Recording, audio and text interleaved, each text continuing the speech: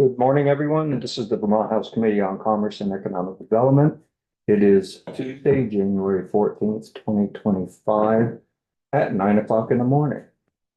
So this morning, we'll start our day off with some discussions with our Secretary of State, kind of an introduction to our new members of how we intersect with the Secretary of State's office. So, Madam Secretary of State, if you'd like to join us, and Secretary. Thank you so much for having me, and good morning, committee. Hard at work first thing on a Tuesday. Thank you very much for that.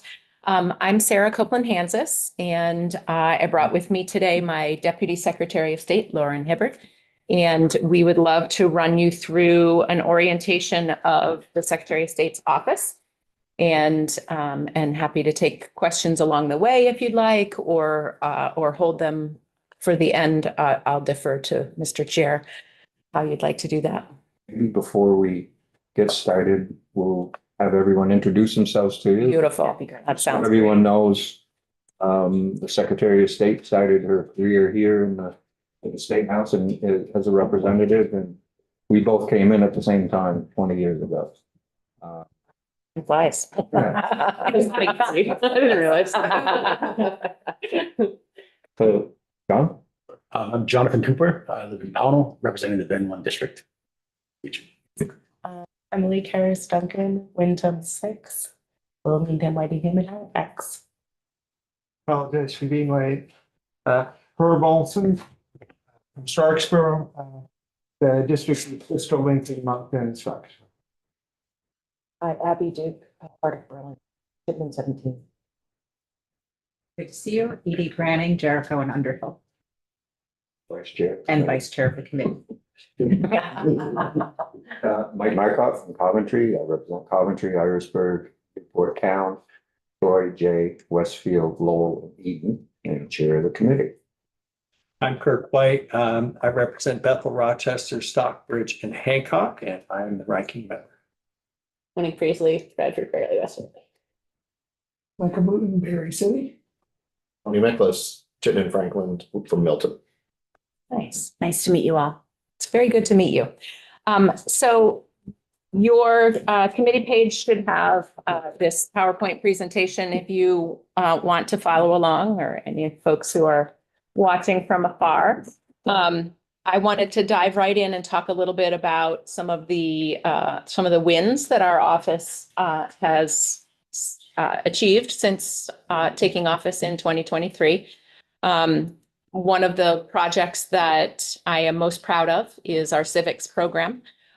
We have started a K-12 civics initiative with resources for teachers in the classroom to engage with elected officials and help their students understand how government works in Vermont. The civics program also included a lot of voter education and outreach. This past summer, we had 2 interns who, along with our director of civic and voter engagement, did tabling at fairs and festivals and ball games, helping Vermonters understand where to find resources and information about voting, registering folks to vote. If any of you have ever been to one of the baseball games in Burlington, they even registered the pickle to vote because he did his 4th inning pickle run, and he was like, "Will you still be here?" And so after he took his pickle costume off, he came back and registered to vote. I was frankly disappointed that he didn't stay in the pickle costume to register to vote, because that would have been a beautiful picture. But education and outreach was very important to us, particularly because 2024 was an election year. Also, since 2023, we have been modernizing our Safe at Home program. The Safe at Home program came into existence 20-something years ago in Vermont. It was still in terms of applying for the program, was still a paper application when I took office. recognizing that people who are fleeing, stalking, or domestic violence or human trafficking may not have the ability to find a printer and fill out the form and mail it back to us. We are building a portal that will allow us to more quickly and easily communicate with enrollees in the Safe at Home program. We are also in the middle of replacing and upgrading 4 major IT systems. We have rolled out at this point 3 of the 4 major programs. That is our business services IT system, our campaign finance system, which you all as candidates should have received a reminder email about a week or so ago, and our lobbying disclosure system are all switched over, and we're busy ironing out the bugs as we get used to these new systems. The 4th system is our Vermont election management system, which is the system that town and city clerks across the state use in order to manage their own voter checklist and to input results after the election. That system is in its final stages of the build, but we are not going to roll that out until after the clerks are done using it for their town meeting.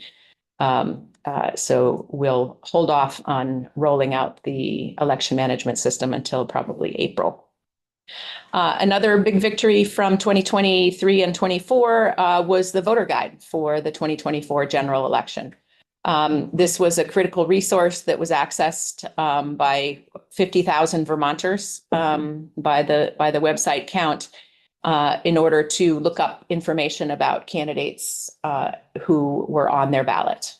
We are really proud of how Vermonters were able to access that information. We feel like it gave people a lot of information about the candidates who were on their ballots.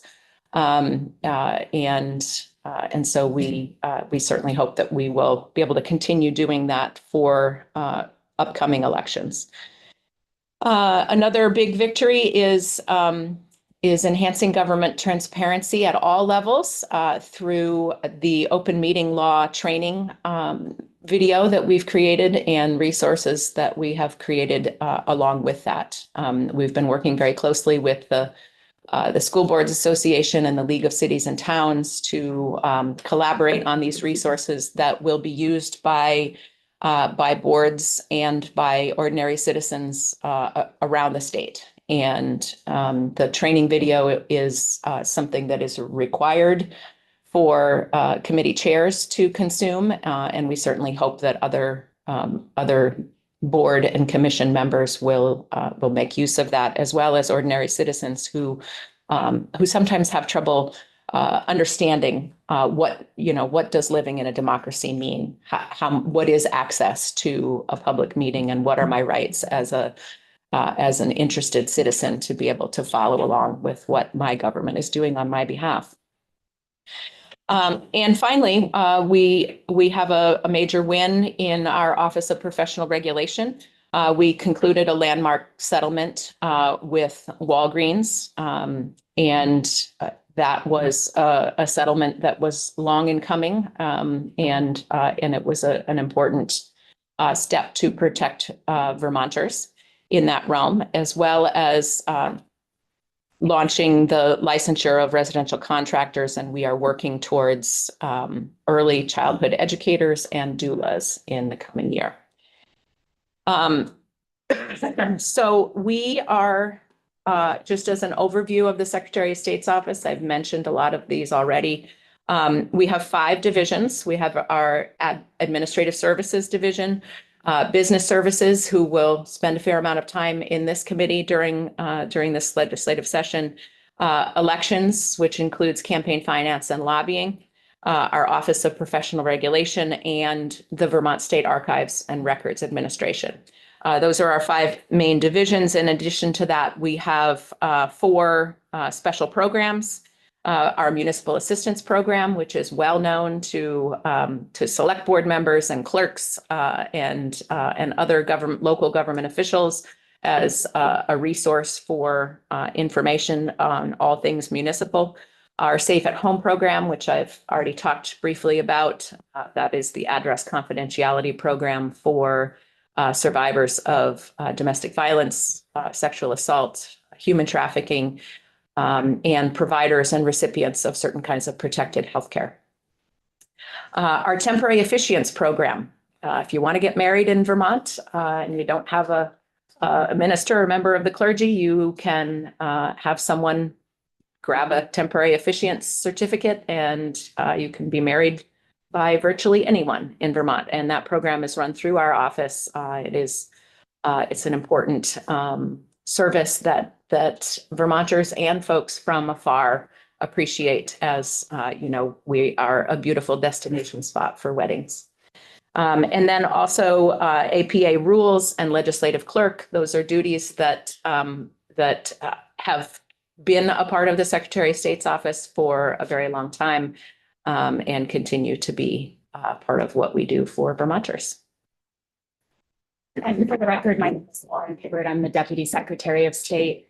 And one of the first things that the Secretary and I thought about doing as she began her new administration was to really focus on the Secretaries of State's vision, purpose, and values. And I won't read every single point on these next two slides, but we're really proud of the work that we did. We worked with our leadership team to come up with our vision, purpose, and values, and then worked with each division to ensure that these reflected the work that they do every day. And it was a multi-stage process involving all 84 employees at the Secretary of State. So our vision is that people trust in a transparent and accountable government that provides services, protection, and resources for success in communities and engagement in participatory democracy. That is what the Secretary of State wants for the world. And the way that we do that is our purpose. The Office of the Secretary of State promotes the common good by leading with trustworthiness and integrity.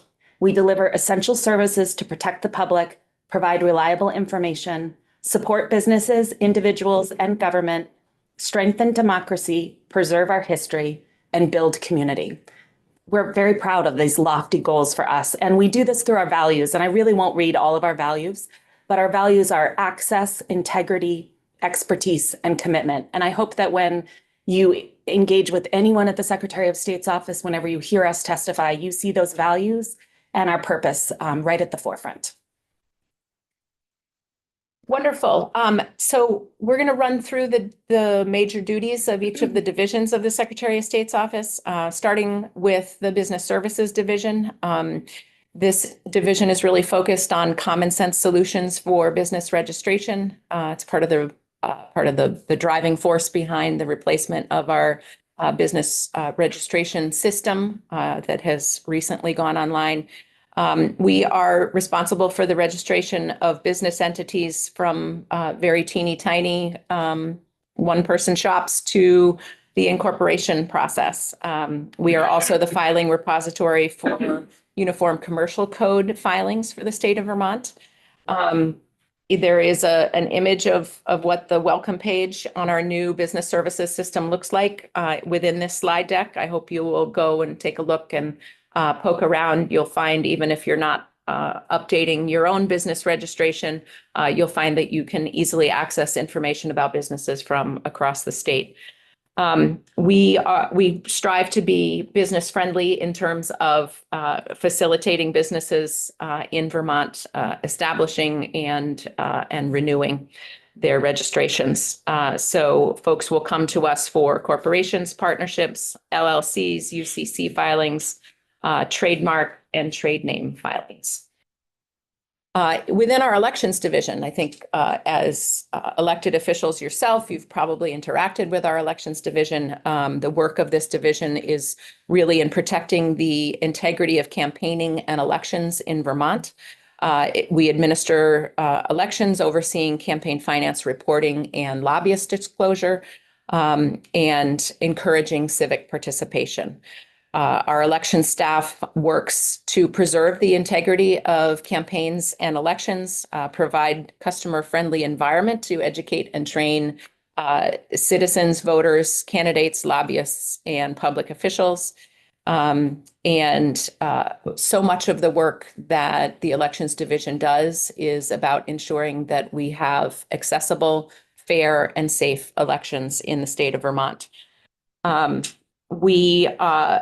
I think it's important for this committee to be reminded that the work that we do within the campaign finance and lobbying realm is really about transparency. It's about Vermonters having the right to know who is spending money in order to influence someone's election or to influence those of us who have already been elected. And so that campaign finance and that lobbying transparency, I think, is important to a functioning democracy.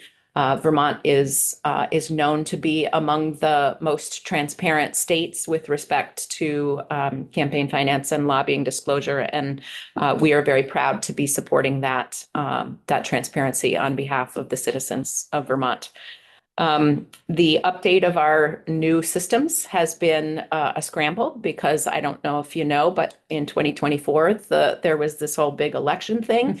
And so our very small elections team was simultaneously doing all of the work of a presidential primary, an August primary, and a November general election at the same time as they were meeting with the IT vendors in order to build these new systems.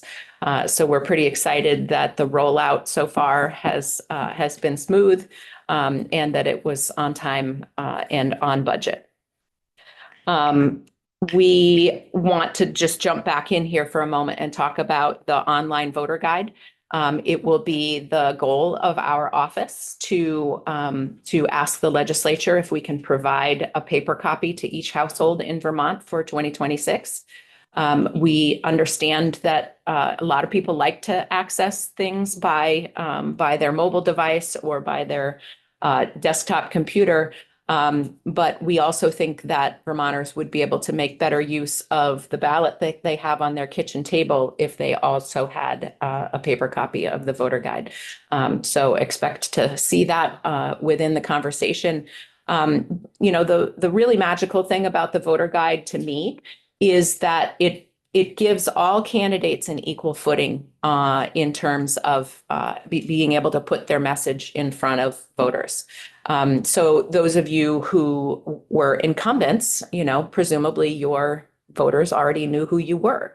But all of those of you who are new needed to get your word out in front of people. And I think that the voter guide gives us very special opportunity for an even playing field for the same basic information to be available about the people who are running for governor, all the way down through the people who are running for your local representative. That's not always easy to do in the somewhat scattered media markets that we have, and with the amount of money that it takes to enter those media markets. And so this is a basic level of information that we believe voters should have in a democracy. And I've already talked about the upgrade of the election management system, which will roll out sometime in April. So I will let the deputy jump in on the Office of Professional Regulation. The Office of Professional Regulation, we often call it OPR, serves now over 50 professions. I think we're at 52 and approximately 80,000 licensees. This is individuals and businesses within the state of Vermont. The goal really is to protect the public while regulating the professions in an ever-changing regulatory landscape. The universe of occupational licensure is shifting quickly. There's a lot of new professions that may need to be regulated. There's also licensure compacts that are occurring across the nation, that many of which Vermont has entered, and Vermont needs to consider whether each compact is appropriate for us to enter. And we make all of those decisions with the goal of protecting the public, employers, and licensees, and the clients or customers or patients of our licensees. These licensees touch everyday aspects of all of our lives, whether you're getting your hair cut, your taxes done, a new tattoo, buying a house, taking your dog to the vet, or having your teeth cleaned. I mean, we all touch these licensees multiple times in a month. And the goal of OPR is to set the licensure standards, to ensure that people are qualified to be able to get a license. And then we give sort of the Vermont state seal of approval on someone saying this person is qualified to be a nurse or to be a veterinarian. And then we receive complaints and we investigate those complaints for poor service, for incompetent service, for failure to comply with the standards, unprofessional behavior, boundaries that are crossed. There's a whole spectrum of things that we investigate. And then if we find that someone has violated the professional standards, we'll pursue an administrative hearing where we hold a hearing with notice that the licensee has and the ability to participate full due process in front of a board or administrative law officer. And then the board or the administrative law officer makes a determination on what should be done, if anything, to restrict that licensee's ability to practice in the marketplace. We also are doing quite a bit of work seeing what's happening on the national level and within the state to ensure that we're doing our licensure programs in the most appropriate way. We want to make sure that we're not over-regulating a profession or under-regulating a profession. We're always trying to fine-tune, are we doing this the right way? And one of the things that we've done in the last several years is really focused on how can we remove barriers to licensure. So looking at military families, which military families move more frequently than any other families in America. Many of the spouses of a military member hold an occupational license, and it's a barrier for them if they're moving consistently to have to get a license in the new state. So we have really focused on how we can streamline that. We've looked at individuals with criminal backgrounds. How can we ensure that we are not an unnecessary barrier to them achieving an occupation? Obviously, being part of the workforce is a really significant part of rehabilitation. And also new Americans. We want to ensure that folks who are trained in a different country than ours are not precluded from licensure here. We want to ensure that everyone is able to practice at their highest and best ability. I just did want to touch on Chapter 57, which is something that we have in the law in Title 26, Chapter 57, which gives OPR the ability to do a sunrise report. We do those to make sure, or sunset, or scope of practice review. We do those to make sure that we're regulating in the right way, or should we be regulating? And we recently published a sunrise report for doulas, and we were about to release a sunrise report for early childhood educators. So Sunrise of licensure and the sunset of the same. exactly, yes. And the thing that we're looking there is there harm to the public? And if there is a harm, if we find that there's a harm to the public, what is the minimum government intrusion necessary to protect the public? So what level of licensure should we impose on that profession to protect the public? We are finding that there should be certification for doulas, and we're looking towards licensure for early childhood educators. Lauren, can OPR do that on their own, or does that have to be a request coming from them? Both. We have the ability to do it on our own. We have not done one on our own, like sua sponte, out of our own volition, in a very long time. Most frequently, we receive a request from the legislature. They are relatively labor intensive. Just so you know, we hold multiple public hearings. We have lots of outreach. We conduct a lot of research. And for instance, the early childhood educator report at this point is clocking in about 70 pages without the appendixes. So, it's not a small piece of work because it's not a small thing that we're recommending. We don't take this recommendation lightly, and we want to make sure that we're getting it right, and we hear all the voices, and we consider everything that we should be considering. So, our last division is the Vermont State Archives and Records Administration. You'll often hear us call this VSARA. This is our newest division. It was created in 2008, taking pieces that were functioning in other parts of state government and building on it. And it is really, the purpose is to administer the statewide records and information management program. They also hold the archives, and they support all three branches of government. So, and local governments to make sure that all of us are managing our records appropriately, and that regardless of format, and its records includes paper records, digital information, emails. I mean, as the world is getting more complex, more diversified in where we store things, it's the world of records management is also getting more complex. And so making sure that people are managing their records and retaining their records on the appropriate schedule according to state and federal laws. And also with the Public Records Act always in mind. So how we do that is we develop, issue, and maintain standards for managing public records. Some of those are agency or division specific. Some of them are standard. What is a transitory record? That's a standard definition. There's also formal appraisals of public records and those issuances of records management policies and record retention schedules. We really are focused on creating and maintaining low-cost and secure repositories and systems for public records, particularly as we get more digital records. We do have a records center. You can see a picture of it on this slide.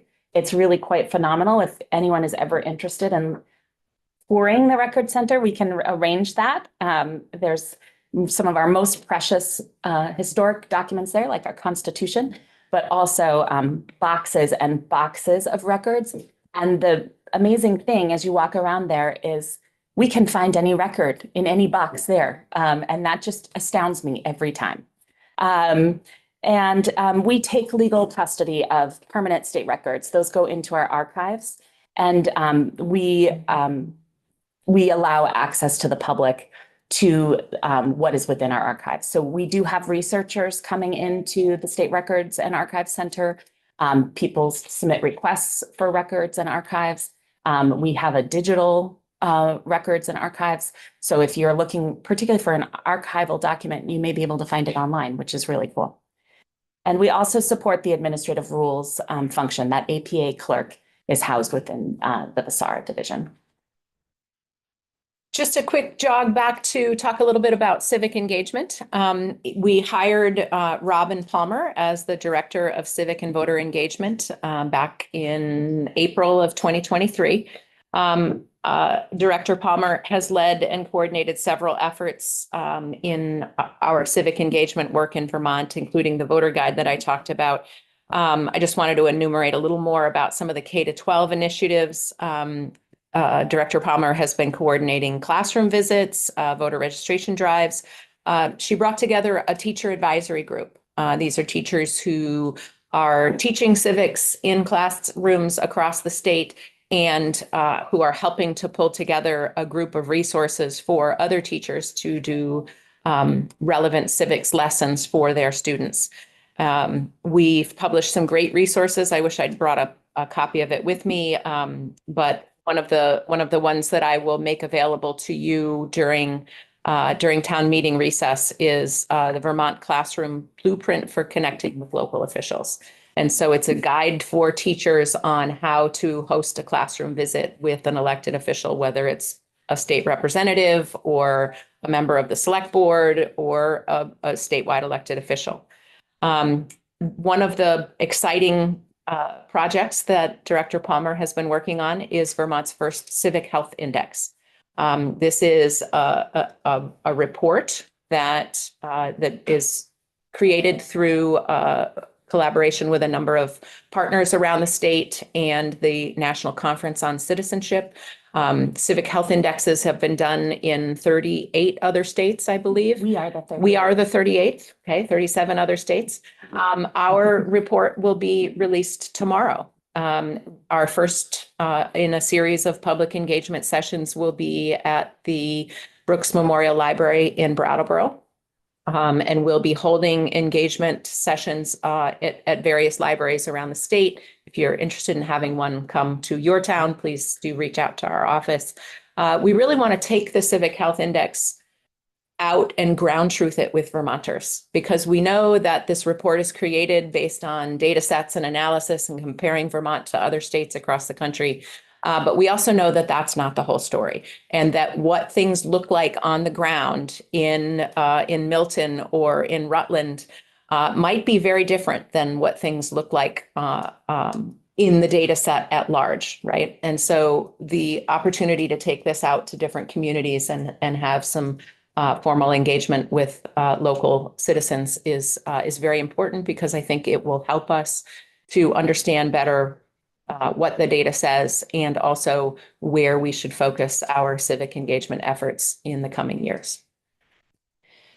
Our municipal assistance program, we answer over 100 emails and calls a month from Vermonters and town officials about a whole wide range of topics. It's amazing. But the most common ones are open meeting law, public records, and local elections. But we also answer questions about zoning ordinances, ethics, town meeting, the roles and responsibilities of municipal officers, and a wide range of topics, municipal topics, animals, cemeteries, fire districts, land use, libraries, marriage, ordinances, roads, and taxes. And that's just the ones that we put on this slide deck. There's far more. And we also provide free publications and training to build civic engagement for particularly citizens. You know, town officials are represented by the Vermont League of Cities and Towns. Town clerks are represented by the Town Clerks Association. Vermonters don't have representation in that same way, and someone to call to ask questions to. Of course, we really can't become somebody's lawyer, but we can provide resources and knowledge to somebody so they can understand what should be expected, what are the rules of the road, and then they can engage with their local officials about that. The secretary mentioned at the jump that we did just publish a training video on open meeting law. We've created a lot of resources around open meeting law. For those of you who are new or just not open meeting law nerds like myself, the open meeting law really shifted last year.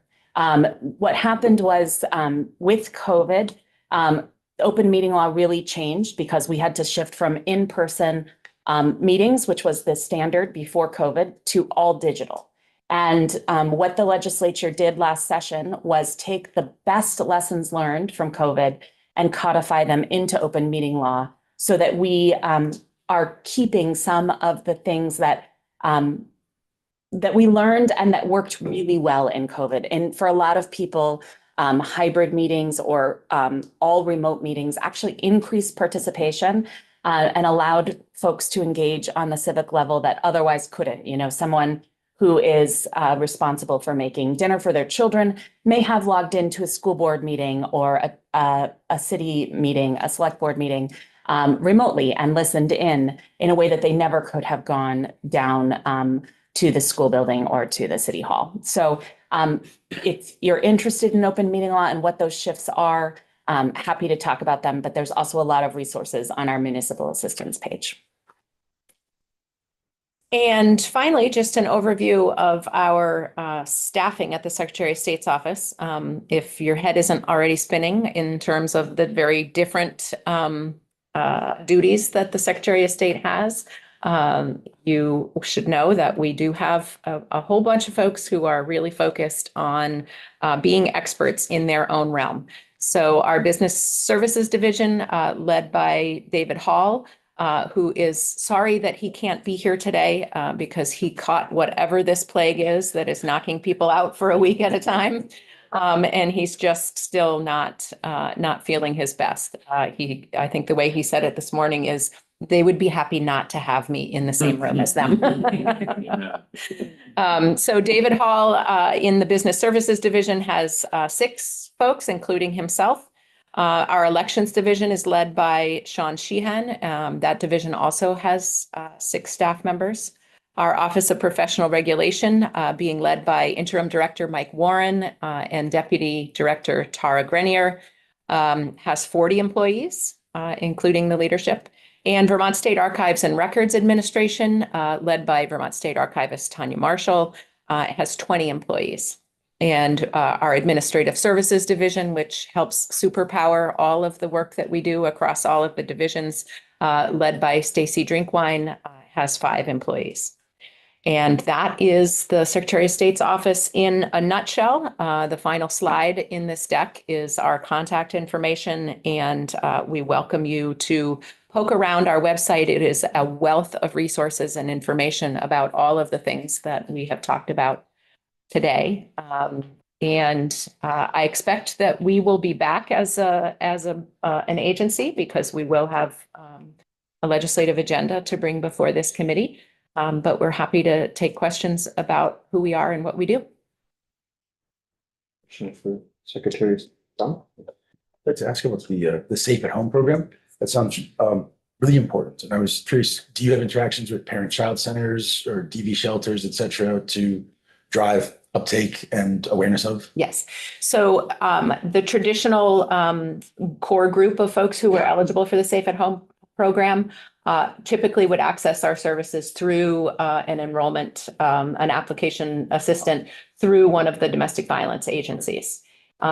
We have also begun to do outreach since I started with the Sheriff's Association, with the state's attorneys who often have victims advocates.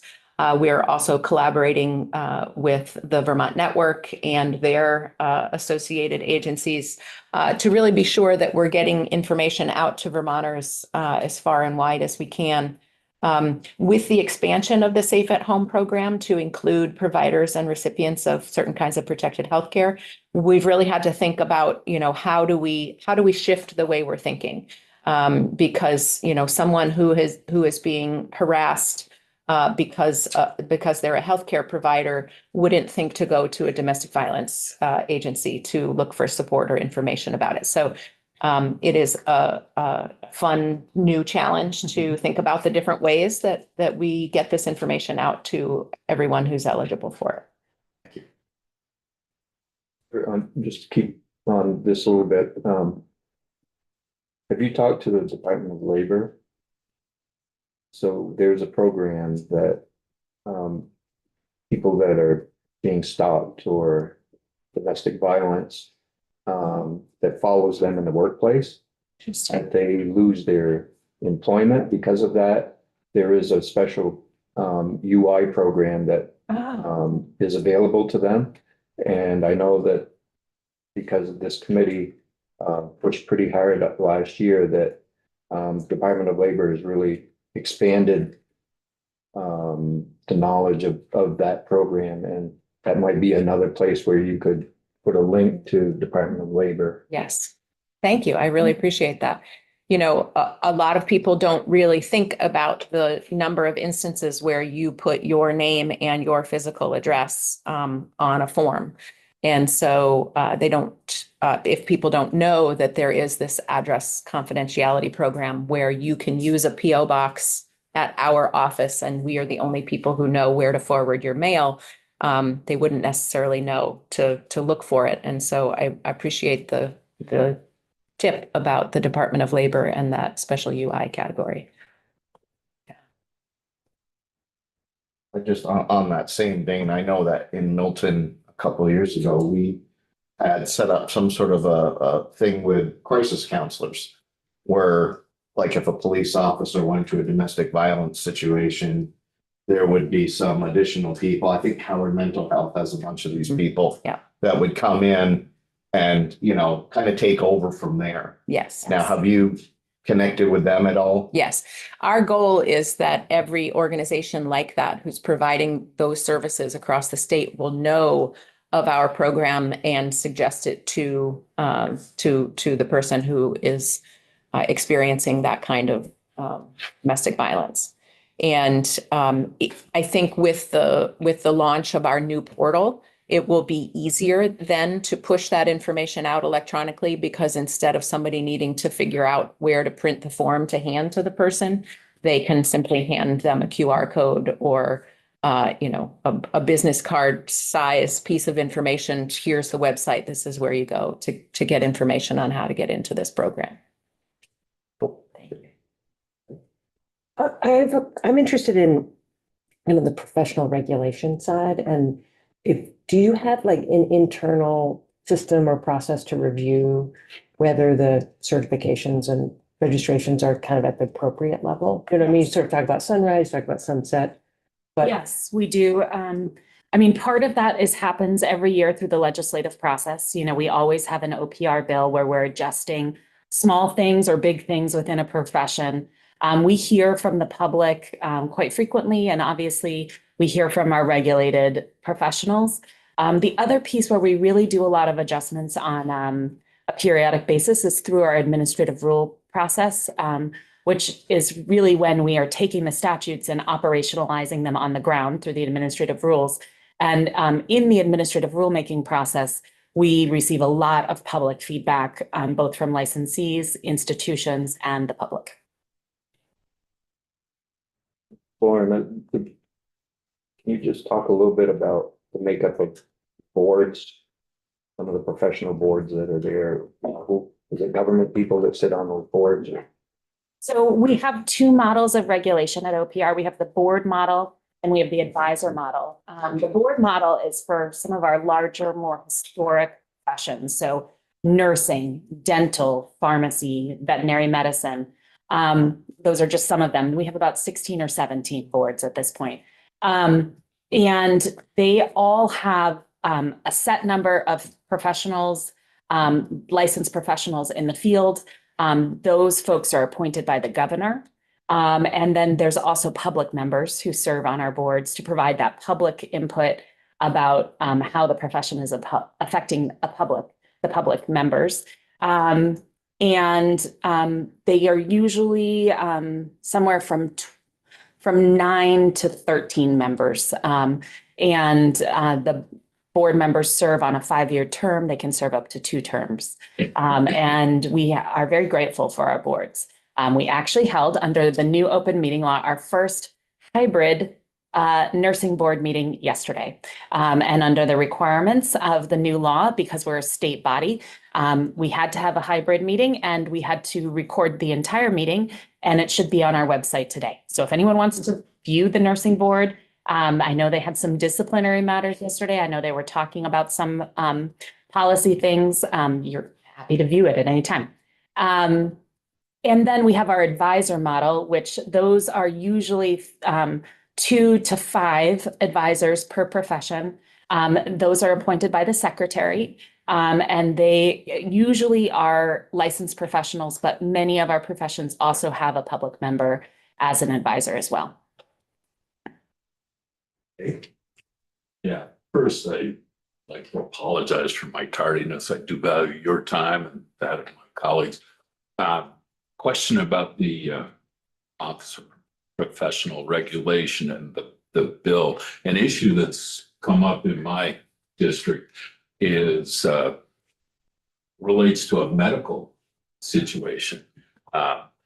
Optometrists are looking for an expansion of things they can do based on their current education, testing and all that, but yet they seem to be prohibited from doing these specific things. Is that where that you guys would have the purview over that? Yes, so we wrote a sunrise report on optometry and the expansion of their scope of practice. We wrote that, I want to say in 19 or 20. We did not recommend expanding the scope of practice at that time. We then have subsequently issued a supplemental sunrise report. This is a pattern that happens a lot. And we've issued a supplemental sunrise report because we received more information and the landscape is consistently and constantly changing. And so we now are recommending an expansion of scope with additional training and safeguards around who is qualified, an exam, a preceptorship, some coursework, particularly for people who graduated before 2019. The education has really shifted over the years. And so we want to make sure that the folks who we authorize as the state of Vermont to do these advanced therapeutic procedures are qualified and capable. And I do understand that there is a bill that will be advancing that this year. A second question, if I may, being a bit of a history buff and coming from a federal agency in a different area where our records were stored in an abandoned railroad tunnel that had been modified. It doesn't sound that so secure, Well, sir. they did modify it to control the atmosphere and all. What is the physical location Yeah, of our? That's a great question. So when Vasara was established in 2008, we worked really closely with Buildings and Grounds. The complex is in Middlesex. It is climate controlled, fire retardant. Our most precious documents, like the original Constitution, is in a vault that is, very, very secure. And it's a state-of-the-art records retention. We would welcome your committee to take a field Yeah. trip if you find that you have time on your schedule. Or even individually, the Yeah. state archivist would love to host any particular member who's interested in viewing it. Thanks very much for your presentation. Very, very informative. I have a question, I think, about the scope of what you do in terms of licensure. And whether it's everything or maybe there's some other agencies deal with some of this stuff. I just to preface, I like the way you presented the policy issues in terms of, you have it wouldn't, it probably wouldn't come up of licensure without a goal of protecting the public. But at the same time, you need to be careful to make sure that you're not imposing a barrier to both people finding work and employers being able to hire them, things like that. So the two issues that I was thinking of just came to mind. Heard some concerns, by district around teacher licensure and, the specificity of, well, we have to make sure you have a license for, this grade, but not that grade, and that kind of stuff.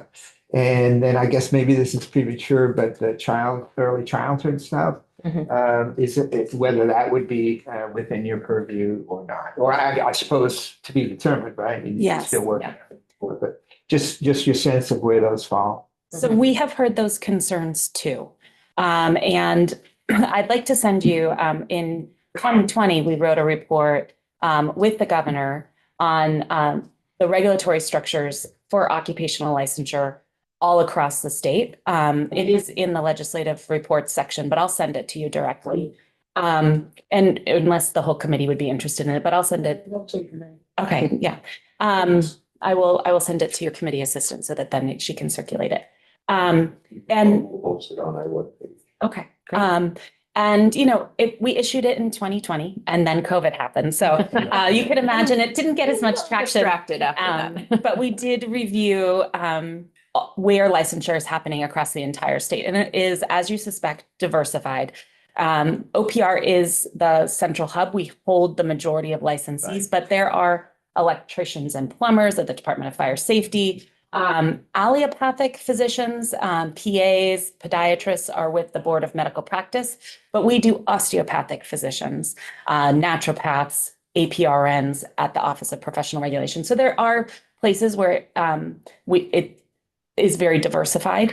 Obviously, teacher licensing is within AOE, and early childhood educators. We are doing a Sunrise report on, we are recommending licensure, and we are recommending that it be housed within OPR. But obviously, there's a lot of things that have to be determined through the legislative process And report to be seen. and report to be seen hopefully by the end of this month. Okay, thank you. And just AOE, Agency of Education. Oh, yes, sorry. Yes. I Thank you. apologize. In the first week. Yeah. I should have remembered. It is acronym soup sometimes. I so appreciate apologize. that. We have about 1 minute. Okay. Any consideration of putting voter lists online versus us having to go to get them from the clerk's office? That's a great question. The the ability to access your voter registration list in your community is really housed with your local municipal clerk because they are the keeper of the local checklist. I think there are a number of voices that I hear out in the communities saying, I don't want you publishing my name and address on a list and making it that easily accessible. So the voter registration rolls are public, and there is that, slight hurdle because you do need to speak with your local town or city clerk in order to get a copy of that. And regarding the voter guide, I know I didn't get my name on whatever voter guide there was. We tried so hard to make sure. I spent 2 days on the phone calling candidates as the deadline approached. Yes. But see, the question that I have is you're talking about sending out flyers, paper documents. Technically, that's campaign material. Actually, it's public information about the candidates who are on your ballot. And it to me, the importance of civics and civic engagement and knowledge of voters is paramount. And we want people to be engaged in the electoral process because these are the people who will be making decisions on their behalf. Right. I'm just thinking of, somebody that may not be, computer savvy. Understand that side of things, somebody that's brand new to a campaign. They would be on this documentation, so their information would be not there. And only the other person would be there. Which would give them a little bit of a head. Every candidate who was listed on the general election ballot was contacted by our office for the 2024 voter guide. And it wasn't flawless. There were some people who just did not get the message that they were being invited to submit a profile. But I think as we work the kinks out in how we roll this system out and as it becomes more widely known by candidates and voters, I think we'll see a better uptake in the future in terms of people filling out a profile. And really what the voter guide is asking for, obviously your name appears on your ballot, right? But voters, in order to be able to decide who they want to vote for, will have access to your name, your contact information, your social media handles, your website, if you have a website, and then statement of, this is who I am and this is why I'm running for this office. Just the basic level of information. There are many states who do a voter guide for every single candidate and every single issue that is on their ballots. Some of them are actually thick booklets. We don't expect ours will be quite that robust because we're a smaller state. But we think this is critical information for voters to have in front of them as they make their decisions in November. Secretary of State, thank you. Deputy Secretary, thank you for taking time coming in to talk with the committee. I know your schedule is really busy and it's much appreciated. Committee members, if there's other questions that you have, look at the slide deck at the last page, as Secretary said, is your contact information. Don't hesitate to get in touch with them. We will certainly be chatting, inviting David Holland to have conversations with David, also with the state archivist. Strange as it may sound, we do have some interest in some of the records, especially when it comes to real estate records. There have been some issues during COVID where deals were not being able to be made because there was no in-person. So we had some conversations there. OPR, we also have conversations as well when it comes to workforce and how to make things a little better for our workforce. So we'll invite them in, and I'm sure we'll see you as the session goes on. We are at your service. We would love to come and talk with you about the digitization of land records and the project to make those more easily available online. Thank you. It's a good one. Floor at 10. You have training 10:30 to 11:30, and there'll be caucuses and there'll be lunch, and then we will be in here at 1. So it's gonna be a tight schedule. Hope we can fit it all in. Vice Chair and I had to go about 10 of 2 for Chair and Vice Chair's training this afternoon, so if you remember, we'll be taking you through the afternoon. So let's get to the floor, and we'll see you at 1 o'clock. That's the one is we